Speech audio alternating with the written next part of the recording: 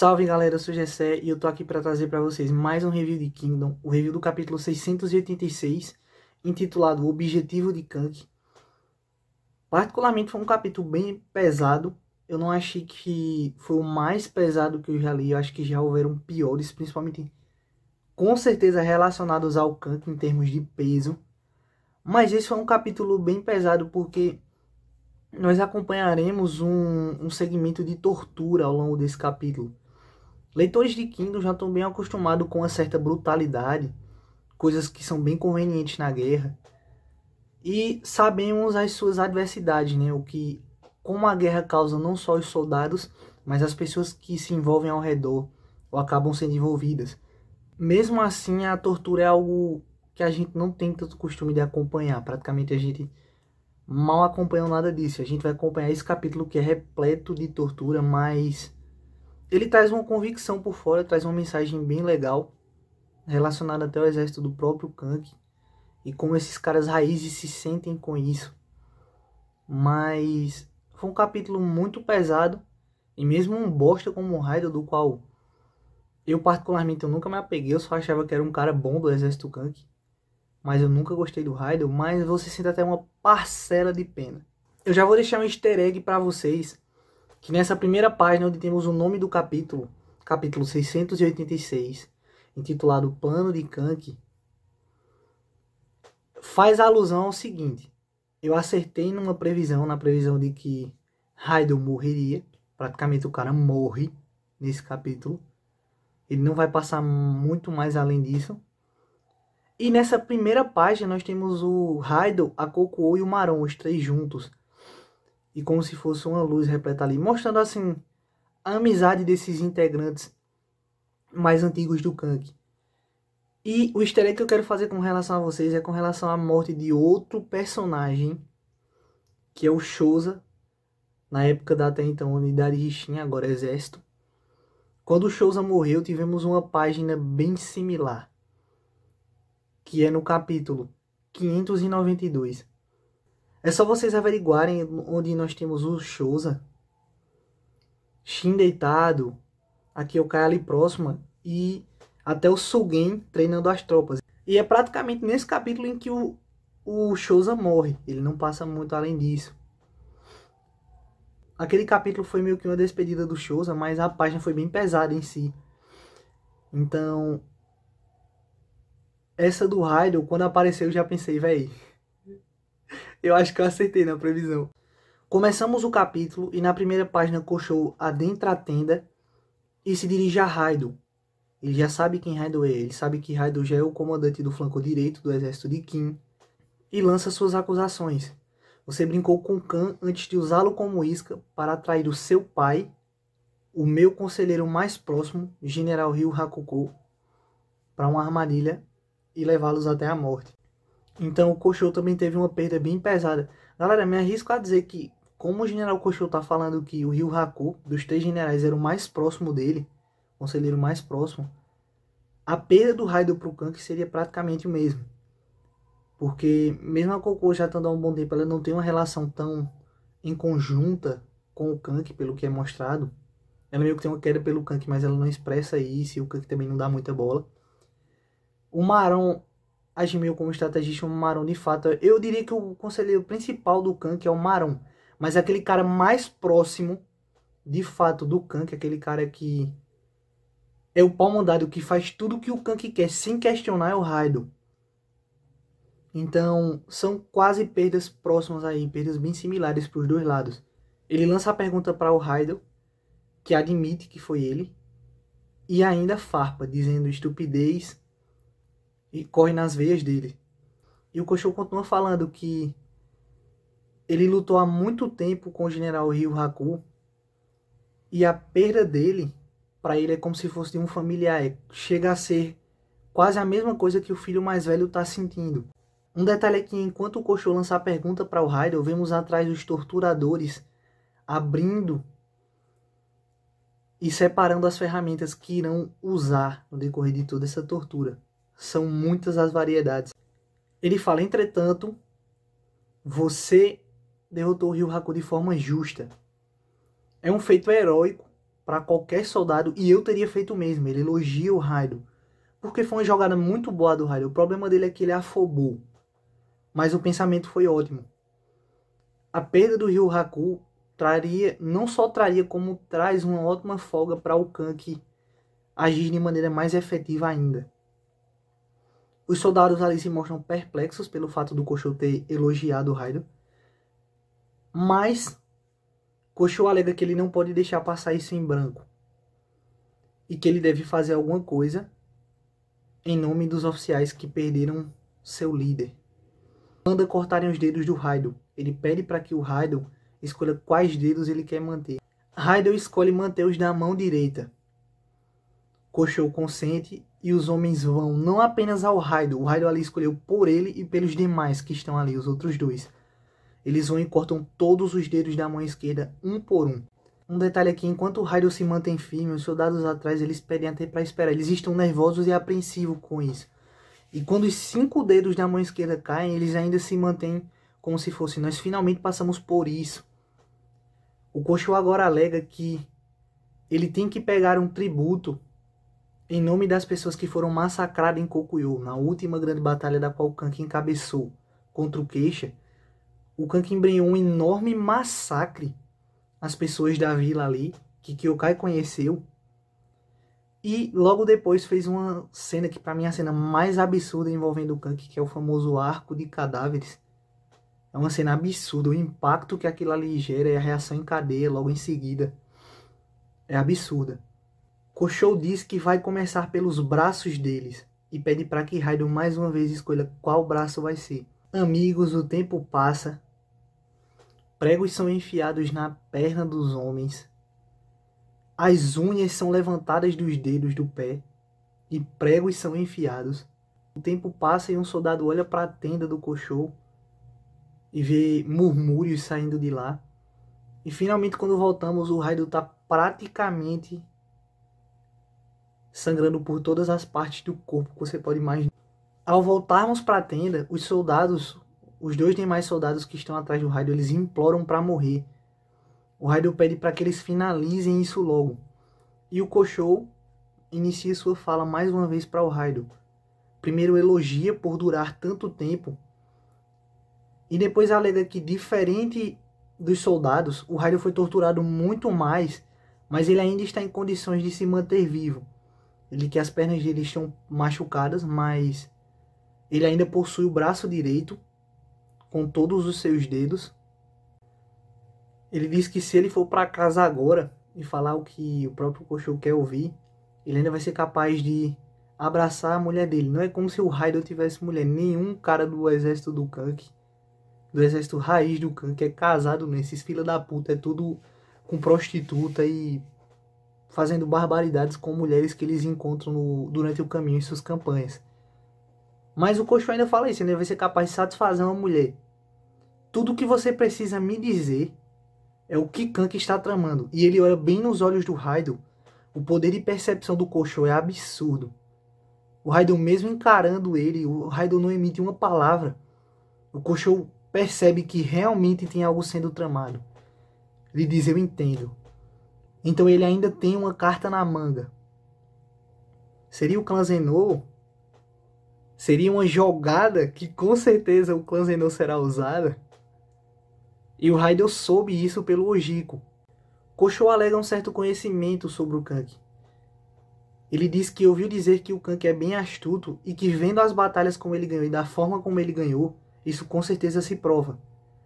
Mas o que o deixa inquieto é que por que ele está conduzindo essa batalha de forma tão negligente. Ele fala que é inquietante saber que a vitória deles é tão certa. É como diz aquele ditado: quando a esmola é muita, o cego desconfia. O Koshou não está sendo cego, ele sabe que mesmo a diferença de forças esmagadora, números, terreno, a maneira como o Kank está agindo, só empurrando com a barriga, é o que está o deixando muito inseguro. Ele sabe que o Kank tem alguma coisa e está esperando para usar.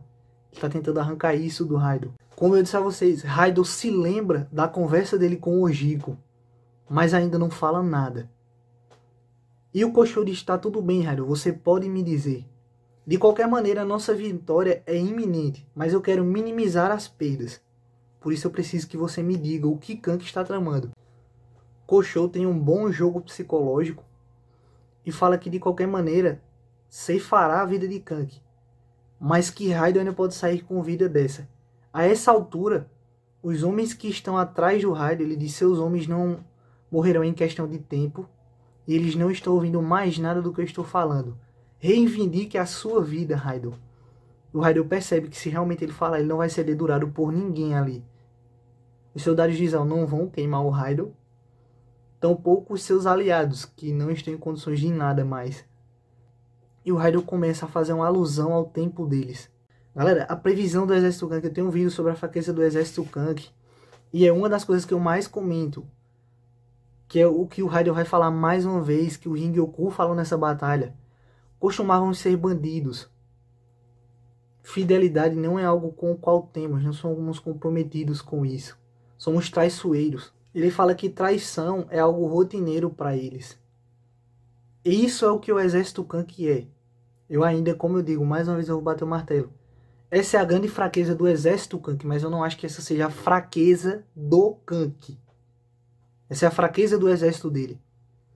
É uma fraqueza bônus, mas que impacta muito nas batalhas das quais o Kank participa. Principalmente se são batalhas perigosas, das quais o Kank começa perdendo ou tá perdendo. E é isso que o exército Kank é. Que se o próprio Kank tivesse ali, iria pedir para ele falar, enquanto daria uma grande risada. Agora o cara pela primeira vez me fez ter um pingo de respeito por ele. Ele diz, é esse o tipo de cara que Kank é. É por isso que eu não vou falar porra nenhuma, Koshou. Ele faz exatamente o oposto do que o chefe dele e vários outros caras do exército fariam. Como eu disse, galera, não vai sair nada da boca desse cara. O Raiden é extremamente leal ao Kank. Todos ali se mostram abismados ao ouvirem aquilo, porque mesmo o Raiden ainda mantendo um braço e mantendo os dedos do braço direito, todo o resto do corpo dele foi pesadamente castigado. Agora os torturadores é quem ficam tiltados. Eu tinha dito que o design deles é parecido com o Clan Sake, mas eu realmente, em comparação agora que eu vi a tortura deles, o Clan Sake é muito, muito pior. E é isso que o Raiden vai dizer. Eles primeiro se elogiam falando que, será que eles torturaram tanto o Raiden que ele perdeu o juízo? Pede para que ele não negligencie a bondade do Koshou para ele, e que dessa vez eles vão pegar pesado. O Raiden fala que ele não tem medo. E diz, o nosso Clan Sake já fez coisas muito piores do que vocês. Eu já fiz pior. E é verdade, o Raiden era um cara bem nojento. Ainda mais por ser um dos cabeças do exército Kank, era ele que liderava muitas chacinas e coisas sem sentido, mesmo no pós-guerra. Outro detalhe é que enquanto as torturas rolam, os soldados que estão atrás, eles começam a vomitar. É algo bem similar que ocorre com os membros do exército Kank quando o Clan Sake está trabalhando. Para vocês verem o quanto essas coisas são pesadas, independente do grau de impacto delas, ou do próprio grau de tortura, é algo nojento de se ver. Raiden alega não estar com medo dessa brincadeira de criança, e que eles já fizeram tantas coisas ruins, e que ele já fez tanta coisa ruim, por quanto tempo ele consegue se lembrar. E que ele nunca se importou com as consequências disso. Por um momento ele delira, mas também é algo que ele faz. Se eu estivesse com fome, por um momento eu não hesitava em comê-los. Vocês podem pensar, ele estava delirando, mas não. O exército Kank, principalmente os caras, eram assim. O que eles queriam, eles pegavam. Se eles estavam com fome, eles matavam para isso. Se eles quisessem uma mulher, eles simplesmente a estupravam sem a menor ponta de dúvida. Koshou fala que ele está se iludindo e que nada que ele disser pode justificar os erros dele. Lord Shokei então o chama de um monte de lixo. Ele diz, sim, nós somos um monte de lixo. E o Kank é um cara ainda pior. Ele nos tirou de toda aquela merda e nos tornou algo. E ele ainda quer ser algo mais do que isso. Os torturadores pedem para o Koshou dar ordem, já que para eles não há mais sentido em manter o Raiden vivo, já que o Raiden não vai abrir a boca. Raiden, por um lapso de momento, ele alega que é como se ele tivesse entendido um pouco mais o Kank agora. De fato, eu acho que o Kank é o cara que mais tem uma dimensão completa disso. O Kank era um bandido, sempre foi cruel, ainda se comporta como um bandido, mas é esse tentar ser algo mais dele que ele vem tentando. Ele mostrou alguns momentos heróicos, principalmente na Batalha da Coalizão, onde o Shoto, que era um cara patriota, um cara firme, e que odiava o método como o Kank e seus soldados lutavam, o reconheceu. E ali o Kank agiu como um cara correto, pelo menos uma vez em uma batalha. Então a dimensão da batalha não permitia fazer as merdas que ele está acostumado a fazer. Mas naquele momento o Kank tentou ser algo a mais, sabe? E o Shoto notou isso. O Raiden falou que é por ele agir dessa forma agora que ele conseguiu entender um pouco mais o Kank. Kosho alega que de fato não há mais sentido em manter ele vivo. Ordena que enforquem ele, se certifiquem de que ele vai morrer. O cara não tem mais vontade pra nada, galera. Nem vontade nem disposição. O corpo dele não permite isso. O Raiden vai ser finalizado. Ele ordena que o Ryu-Fu, o filho mais velho, retorne ao flanco esquerdo de Zao. Que agora ele é o novo Ryu-Haku. É esse o termo que ele usa, o nome do pai. E que ele comande o flanco esquerdo de Zao para destruir o exército Raiden agora. Ryu-Fu aceita. Raiden continua em seus pensamentos, ignorando tudo ao seu redor e fala: não, talvez não. Merda, eu queria poder conversar um pouco mais com o chefe. É um pouco similar ao que o Shoza passou quando ele disse assim: eu queria poder ver o Shin uma última vez. E o Shoza ele aguentou até isso, para agradecer ao Shin e o Shin a ele. E também é similar ao que o Kyogai. O Kyogai que morreu nas mãos do Hulk de forma brutal e não teve tempo de ter uma morte assim, uma morte pesada como a gente teve do Shoza e do Raiden. Eu não queria que o Kyogai passasse pelo que o Raiden passou, não. O Kyogai não merece isso. Mas a morte do Shoza foi algo muito lindo de se ver. E o Kyogai não teve isso nas mãos do Hulk. Percebam que o último pensamento do Kyogai foi no Shin, entendeu? Então ele também queria se despedir do Shin, ele infelizmente não pôde. Mudamos o local e agora durante as batalhas entre esses exércitos, Marão e Kokuou pressentem alguma coisa. Eles são indagados pelos seus soldados ao redor, mas ambos dizem não ser nada e seguem em frente. Então assim, é como se eles sentissem que algo aconteceu. E o easter egg master que eu estou trazendo para vocês é... O nome do capítulo é intitulado O Objetivo de Kank, mas eu acho que ele pode ter uma interpretação de duplo sentido aí. Em que eu estou falando isso? Um exemplo que eu posso dar para vocês é o Shin. O que o Shin está tramando, que é o que o Kosho pergunta ao Raiden, o que o Kank está tramando. Shin está tramando, o que o Shin pretende é vencer o flanco direito de Zao. Mas qual o objetivo do Shin? Ser o maior grande general sob os céus. Então, qual o plano do Kank? Qual o objetivo do Kank? Eu acho que você pode interpretar tanto o que seja com relação à batalha, o que o Kank está planejando, mas também qual o objetivo do Kank, que é o que o Raiden fala. Eu acho que ele quer ser um pouco mais, quer ser algo a mais. Foi algo do caramba que eu achei. Para muitos que lerem assim esse capítulo superficialmente podem pensar isso. O objetivo do Kank deve ser o que o Kank está tramando. Mas eu acho que é muito mais do que isso. Acho que a interpretação é o que o Kank almeja. O que ele quer ser. Ozen quer ser rei. Shin o maior grande general sobre os céus. Ohon o maior grande general sobre os céus. Moten também. Mobu o homem mais forte. Mas o que Kank quer ser? Entendeu? Qual o objetivo dele? Foi muito legal, cara, esse capítulo. Foi um capítulo muito legal de se acompanhar. Como eu digo, esse mangá é tão bom que ele não precisa ter guerra o tempo todo. Ele não precisa ter massacres e generais duelando e estratégias rolando para ser bom. Esse capítulo foi basicamente tortura, mas foi um capítulo pesado e muito profundo para o Kank e para os seus subordinados. Minhas previsões agora, eu acho que o duelo agora... Eu acho que agora o foco vai se centrar no duelo, no flanco esquerdo entre o Shin e o Gaku Hakukou. Tô ansioso para ver como é que vai ser o avanço do Ryu-Fu agora comandando o flanco esquerdo de Zao. E galera, guardem minhas palavras. Como eu disse, era impensável que Kank fosse resgatar o Raiden, não fazia sentido nenhum. Mas o Raiden Mas o Kank vai receber as notícias de que o Heidel foi morto. E foi torturado e morto pelo Koshou.